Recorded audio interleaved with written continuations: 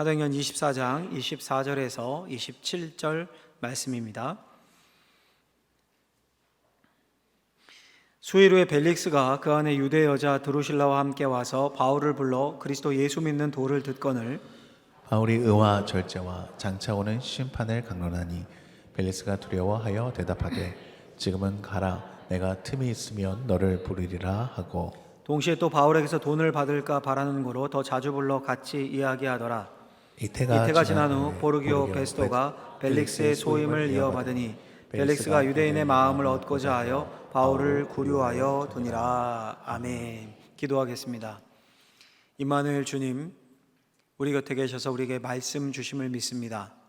이 말씀이 우리의 심령을 바꾸고 우리의 삶을 변화시키는 말씀, 능력이 되게 하여 주옵소서. 사탄 틈타지 못하게 하시고 오직 하나님께 집중할 수 있도록 예수의 영인 성령께서 우리 가운데 역사하실 것을 믿으며 예수님의 이름으로 기도하옵나이다. 아멘. 오늘은 복음이 요구하는 반응이라는 제목으로 하나님의 말씀을 전하고자 합니다. 최하진 선교사님이라는 분이 있는데요, 이분이 쓴 책 중에 반응이라는 제목의 책이 있습니다. 그 책 여는 말을 이렇게 시작합니다. 나는 신앙이란 반응이라고 정의하고 싶다. 신앙이란 반응이다.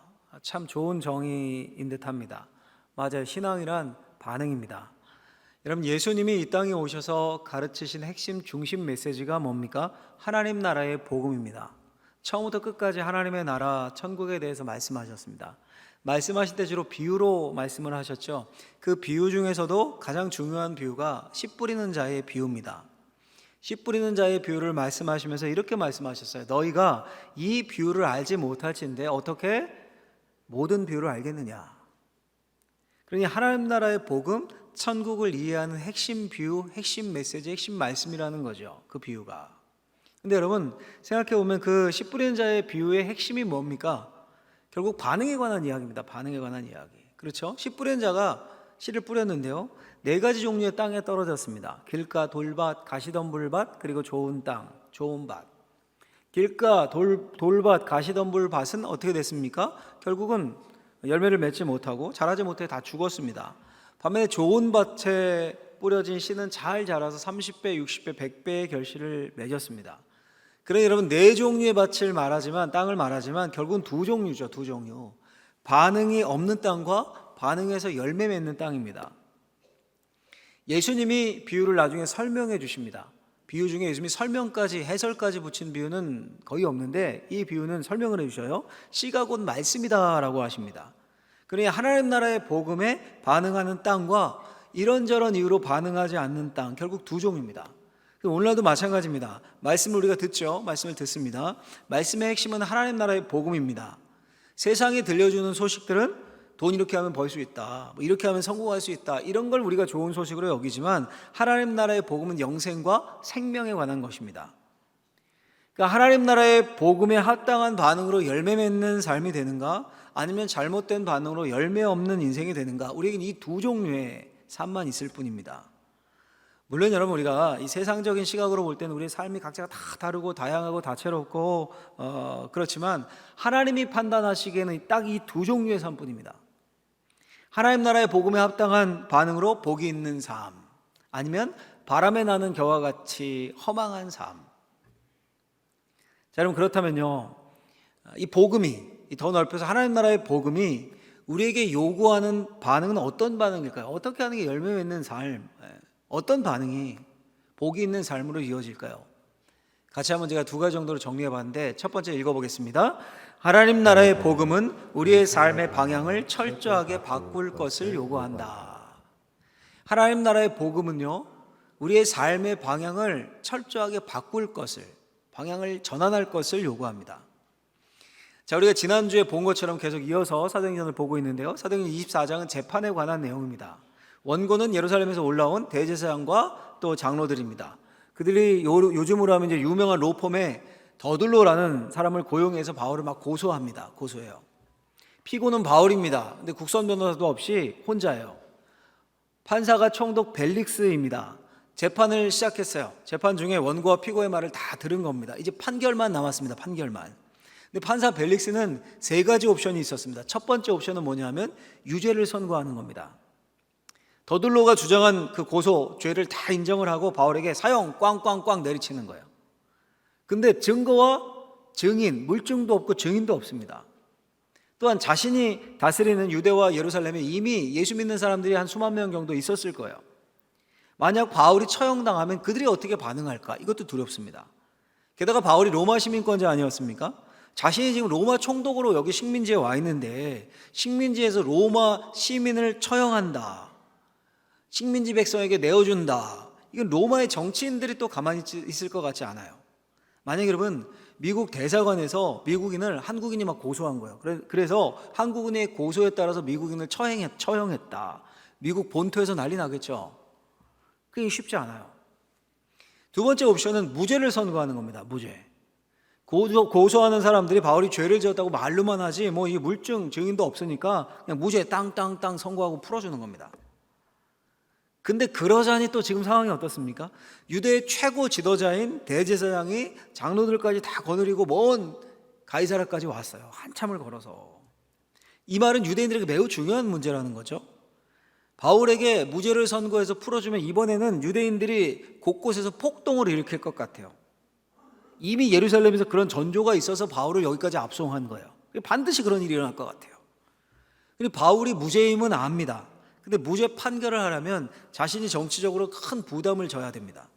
유대인들의 관계가 깨집니다. 로마 정치 중앙 무대에서 평점이 낮아질 거예요. 유대인들로부터 관계가 깨지니까. 세 번째 옵션은요, 약간 꼼수인데 휴정을 하는 겁니다. 휴정. 재판을 연기하는 겁니다. 결론을 내리지 않고. 증인과 물증이 더 필요하다라고 하면서 휴정하는 겁니다. 유대인들의 반발을 고려한 거죠. 벨릭스가 뭘 택할까요? 세 번째 옵션을 택해요. 휴정을 택합니다. 바울이 무죄인 걸 알지만 유대인들의 입장을 고려해서 자신의 정치적 입지 때문에 시간을 끈 겁니다. 핑계로 든 게 이겁니다. 바울을 이곳으로 보냈던 예루살렘에서 호송해온 천부장 루시아가 오면 다시 처리하겠다. 소위 증인 출석을 요구한 겁니다. 요즘으로 하면. 예루살렘 소동 사건을 처리해서 바울을 이곳으로 보낸 천부장 말을 들어보겠다는 거예요. 다시. 그래서 바울을 구금해 둡니다. 그리고 어떻게 하냐 하면 이제 오늘 본문이에요. 지금까지 말씀드린 게 24장에 흘러온 내용이고 이렇게 해요. 24절 보면 수일 후에 벨릭스가 그 안에 유대 여자 드루실라와 함께 와서 바울을 불러 그리스도 예수 믿는 도를 듣거늘. 벨릭스가 안에 드루실라와 바울을 청해서 예수 그리스도의 도에 대해서 듣습니다. 여러분 신기하죠? 로마 총독이 바울을 청해서 복음을 들은 겁니다. 왜 이랬을까요? 힌트가 나오죠. 그의 아내가 유대 여자 드루실라였습니다. 22절 앞에 보면 벨릭스가 이 도에 관한 것을 더 자세히 아는 거로 연기하여 라고 되어 있습니다. 그러니까 아내가 유대인이었고 영향을 받은 거죠. 그리스도 교회에 대해 이 태동한 그리스도 교회에 대한 이미 상당한 어느 정도의 정보, 지식이 있었던 겁니다. 근데 마침 그 그리스도 교회의 우두머리 격인 바울이 잡혀왔어요. 그래서 바울을 통해 직접 복음을 듣고 싶었던 겁니다. 벨릭스의 청함을 받은 바울이 어떻게 합니까? 오늘의 요절인데요. 25절 말씀을 우리 같이 한번 큰 목소리로 꼭 이 말씀을 기억하십시오. 같이 한번 읽겠습니다. 바울이 의와 절제와 장차 오는 심판을 강론하니. 벨릭스가 두려워하여 대답하되 지금은 가라. 내가 틈이 있으면 너를 부르리라. 아멘. 바울이 복음을 어떻게 설명합니까? 의와 절제와 장차 올 심판에 대해 이렇게 설명을 합니다.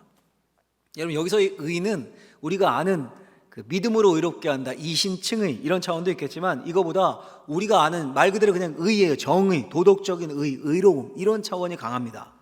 절제, 뭐 아시죠? 절제, 자신을 말 그대로 잘 조절하는 거예요. 절제죠. 그리고 장차 올 심판을 말했습니다. 여러분 어떻습니까? 좀 이상하죠? 벨릭스가 기독교의 복음을 듣기를 원했을 때 이렇게 해야 되는 거 아니에요? 우리가 사형리 전하는 것처럼 하나님이 당신을 사랑하십니다. 근데 우리는 죄인입니다. 그래서 예수님이 필요합니다. 예수님을 믿으면 구원을 받습니다. 이렇게 해야 될 것 같은데 그게 아니라 뭘 말해요? 의와 절제와 심판을 말해요. 왜 그랬을까요 도대체?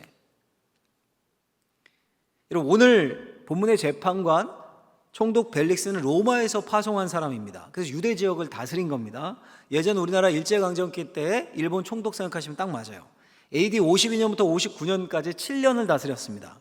원래 이 벨릭스가 근데 노예 출신이었다고 그래요. 노예 출신이었는데 전쟁에서 공을 세우면서 이렇게 쫙쫙 올라간 거예요.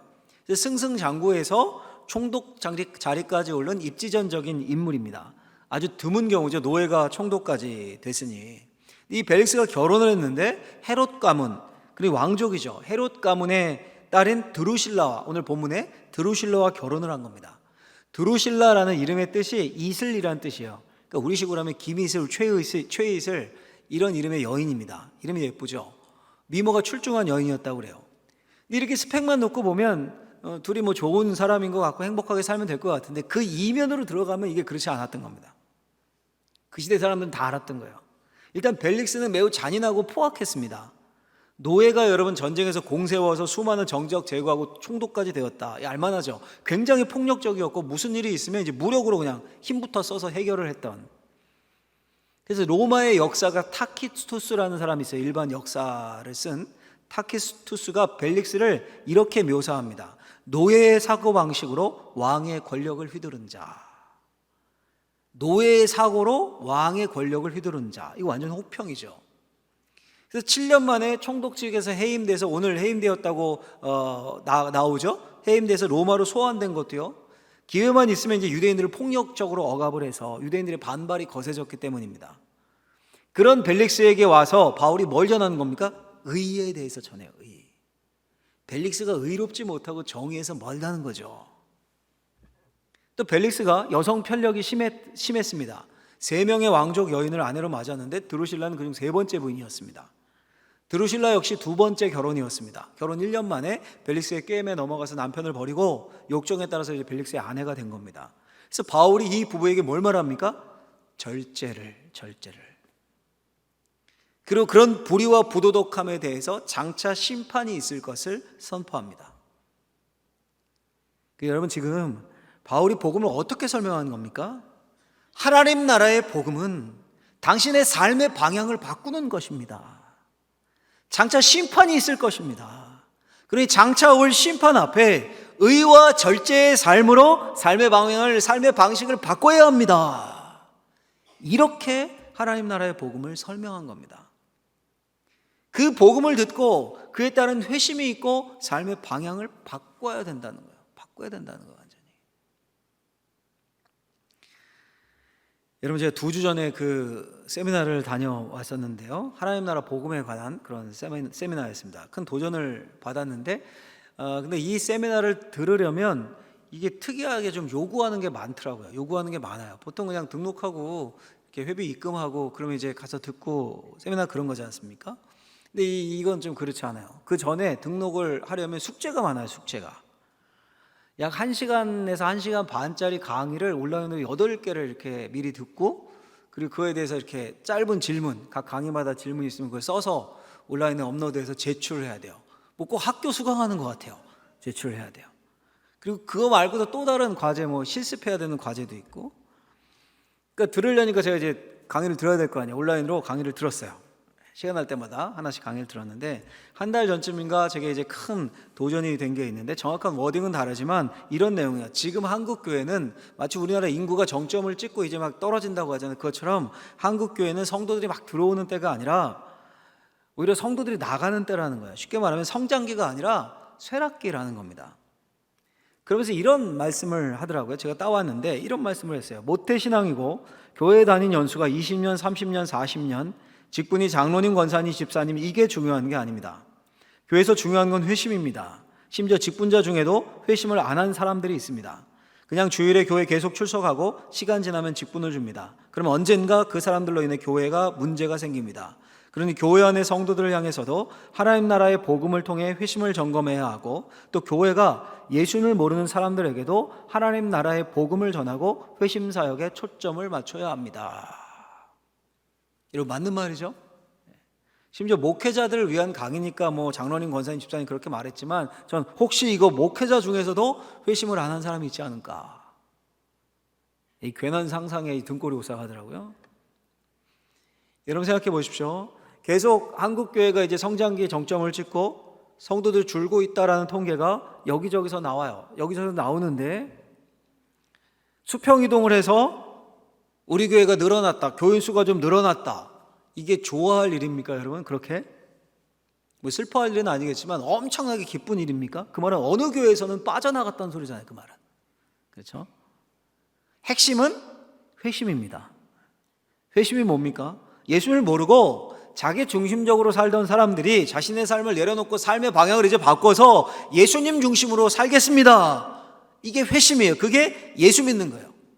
바울이 지금 벨릭스와 두루실라에게 바로 그 회심 사역을 하고 있는 겁니다.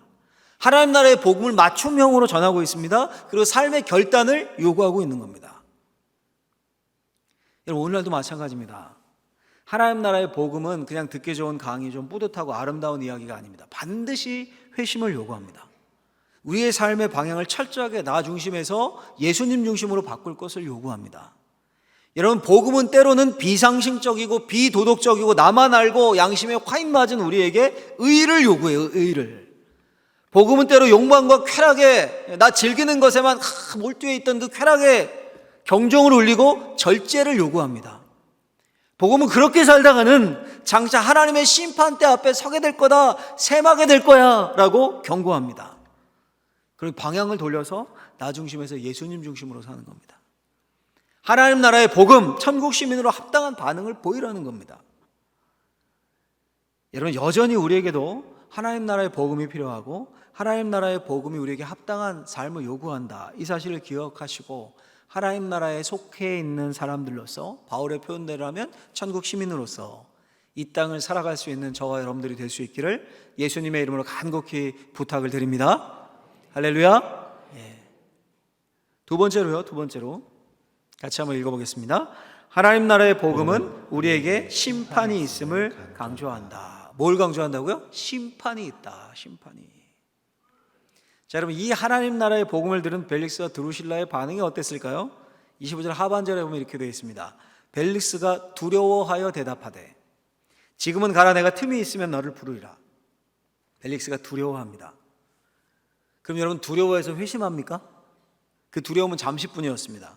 바울을 다시 시간 나면 부르겠다 그러고 보내요.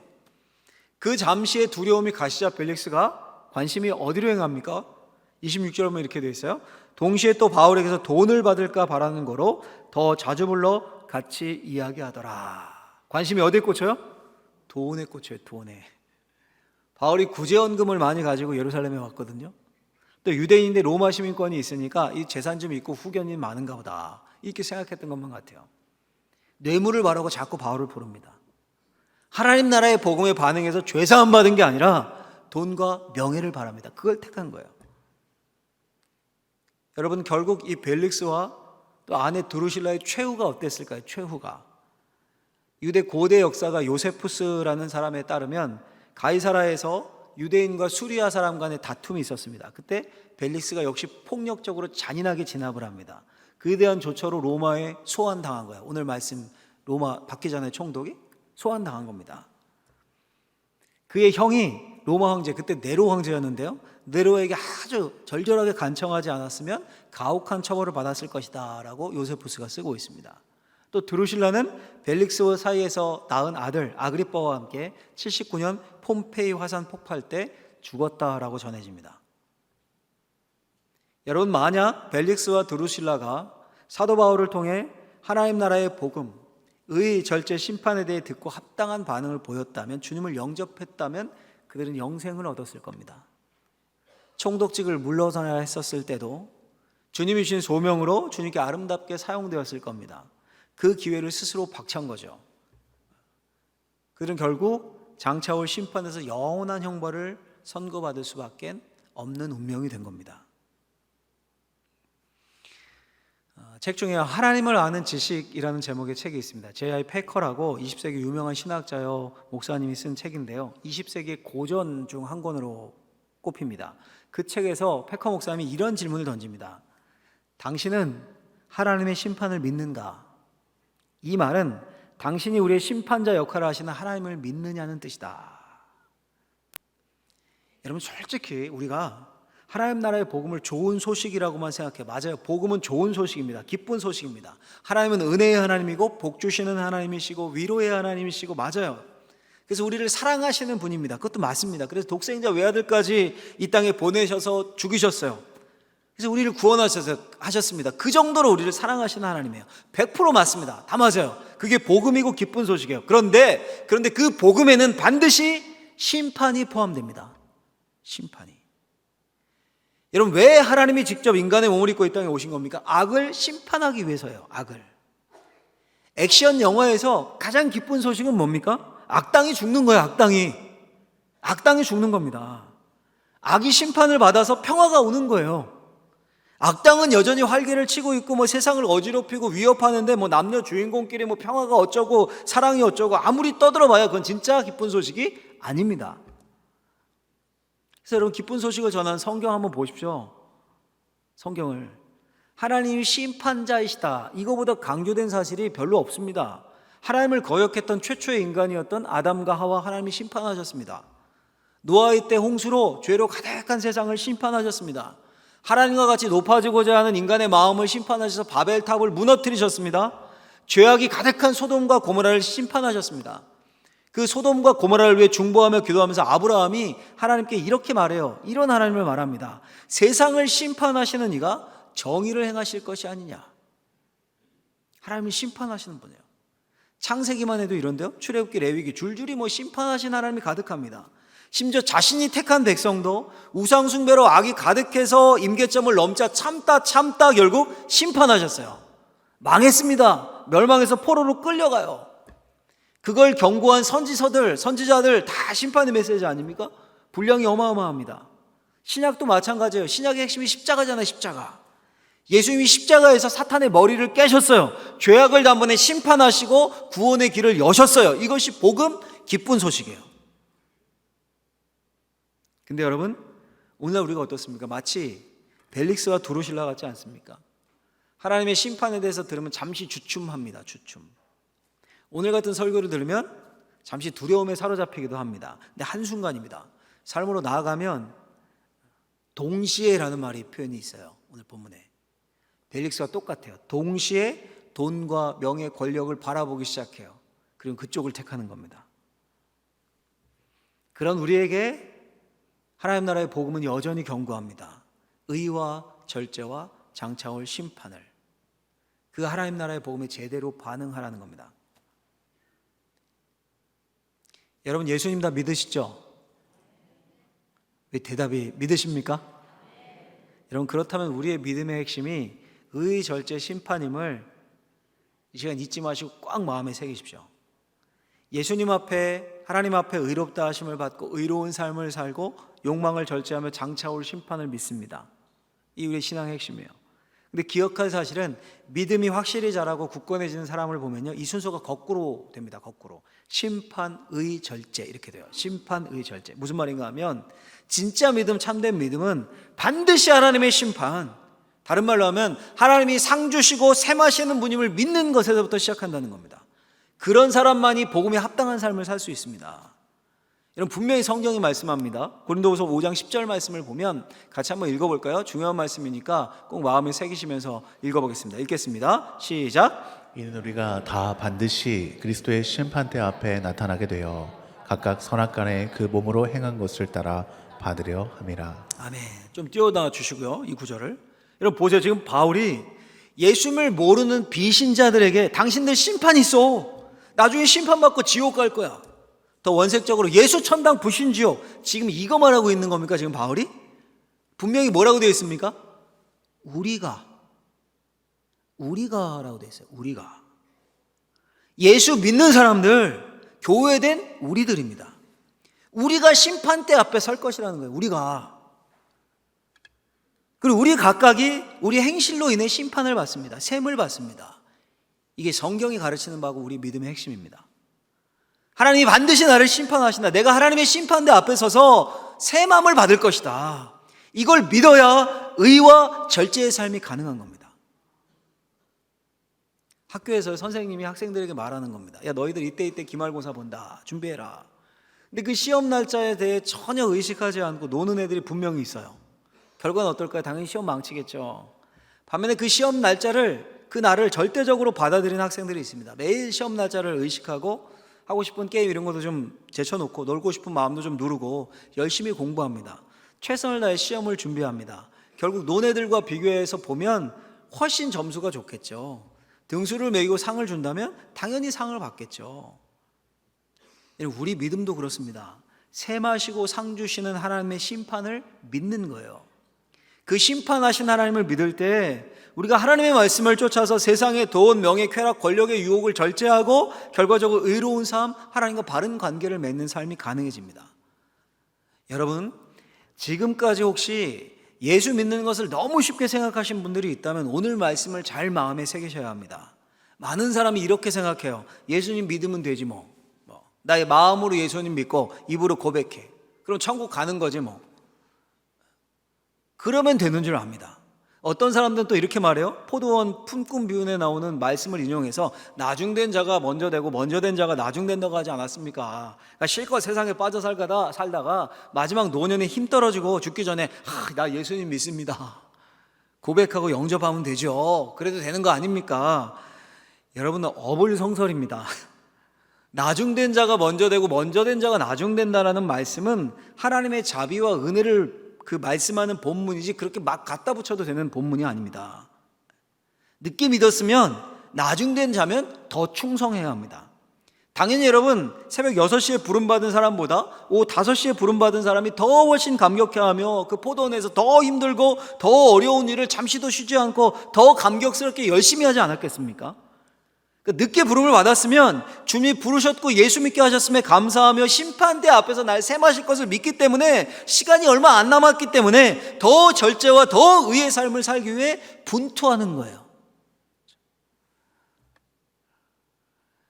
여러분, 꼭 기억하셔야 되는 사실이요, 성경에는 평등이란 말이 나오지 않습니다. 성경에는 평등이란 말이 나오지 않아요. 하나님은 평등하신 하나님이 아닙니다. 하나님은 공평하신 하나님이십니다. 우리가 찬양하잖아요. 공평하신 하나님이. 정확한 표현입니다. 평등하신 하나님이 이게 아니라 공평하신 하나님이에요. 사도 바울이 그래서 이 말씀을 하는 거예요. 갈라디아서 6장 7절에서 8절 말씀을 보면 같이 한번 읽어볼까요? 같이 읽겠습니다. 스스로 속이지 말라. 하나님은 업신여김을 받지 아니하시나니 사람이 무엇으로 심든지 그대로 거두리라. 자기의 육체를 위하여 심는 자는 육체로부터 썩어질 것을 거두고 성령을 위하여 심는 자는 성령으로부터 영생을 거두리라. 아멘. 무슨 말입니까? 사람은 속일 수 있어요. 스스로도 속일 수 있습니다. 근데 하나님은 속일 수가 없습니다. 반드시 심는 대로 거둡니다. 하나님은 공평하게 셈하십니다. 예수 믿는 사람을 다 똑같이 대하시는 게 아니라 공평하게 셈하십니다. 예수 믿고 구원받고 천국 가면 평등하게 다 똑같다, 성경에 따르면 아니에요. 아닙니다. 여러분, 뭔지 모르지만, 자세하게 나와 있지 않아요. 뭔지는 모르지만 하나님의 심판대 앞에서 다 셈함을 받습니다. 다 셈함을 받아요. 그러니까 여러분, 절대 우리가 함부로 살면 안 되는 겁니다. 우리의 말과 행동과 생각과 다 용납되고 다 허용되는 것이 아닙니다. 제가 오래전에 들은 강의인데 참 좋아하는 목사님 강의였는데요, 한두 시간 정도 듣는 강의였는데 이 한마디가 제 마음에 꽂혀서 아직도 생생해요. 이렇게 말씀하셨어요. 이렇게 질문을 하셨어요. 목사님들, 어른 목사님이었거든요. 하나님이 살아계시고 나중에 우리가 하나님의 심판대 앞에 선다는 거 알면서 목회하시는 거죠? 알면서 목회하는 거죠? 그러면서 이렇게 말씀하시더라고요. 죽기 직전까지 한번 목회해 봐야 된다.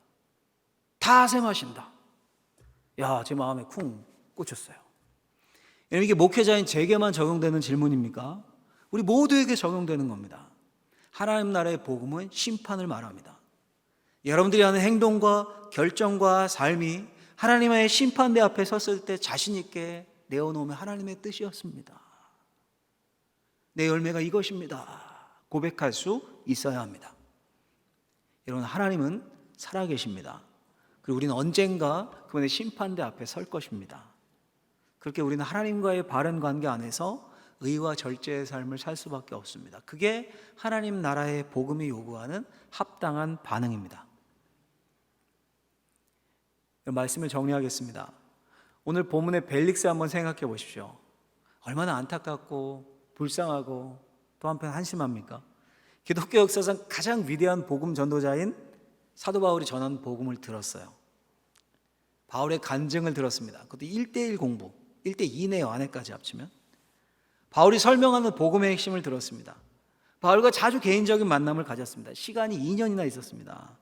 하나님이 벨릭스에게 얼마나 큰 기회를 주신 겁니까? 근데 그걸 뻥 걷어차 버립니다. 그럼 전 하나님의 말씀을 대하는 오늘날 우리의 태도도 마찬가지라고 생각합니다. 오늘 하나님 나라의 복음이 우리에게 심판이 있음을 강조한다는 말씀을 들었어요. 여러분, 이게 두려워할 게 아닙니다. 구원을 못 받는다는 의미가 아니에요. 예수 믿으면 구원 받습니다. 근데 우리의 삶을 셈하신다는 거예요. 모든 아이들이 시험을 보지만 잘 준비하고 잘한 아이들은 뿌듯하잖아요. 두렵지 않잖아요. 똑같아요. 똑같습니다. 심판이 있다라는 말씀을 들었어요. 순서에 따라. 평소에 우리가 은혜, 자비, 사랑 이런 것만 들었는데 하나님이 이 주일에 특별히 오늘 본문으로 특별한 말씀을 주셨어요. 근데 우리가 뻥 차버리고 오늘 벨릭스처럼 동시에 들었을 때는 약간 찔려요. 근데 동시에 나가니까 돈과 명예와 쾌락과 셈해 보다가 그쪽을 택해요. 그럼 우리 인생은 불쌍한 인생이 되는 겁니다.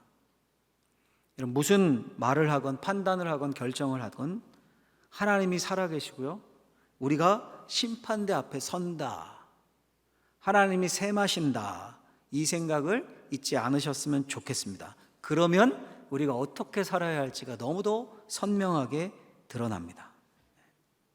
하나님 나라의 복음 앞에 우리의 삶의 방향을 바꾸고 심판을 기억하며 하나님의 뜻에 맞지 않는 것들 여전히 많죠. 우리는 계속 죽을 때까지 자라가야 되는 거니까요. 그걸 얼마나 쳐내느냐, 우리의 삶에서 쳐내고 하나님이 원하시는 의와 절제와 하나님이 요구하시는 합당한 삶을 살 수 있는 저와 우리 사랑하는 성도님들이 되시기를 예수님의 이름으로 축원합니다. 축원합니다. 기도하겠습니다. 하나님 아버지, 감사합니다. 우리를 부르셔서 하나님의 말씀을 듣게 하셨습니다. 살아계신 하나님 앞에 우리가 반드시 그 앞에 설 것이고 그 앞에서 우리의 삶을 내놔야 할 터인데, 하나님 복음에 합당한 삶을, 합당한 반응을, 열매를 보일 수 있는 우리의 인생들 되게 하여 주옵소서. 예수님의 이름으로 기도하옵나이다. 아멘.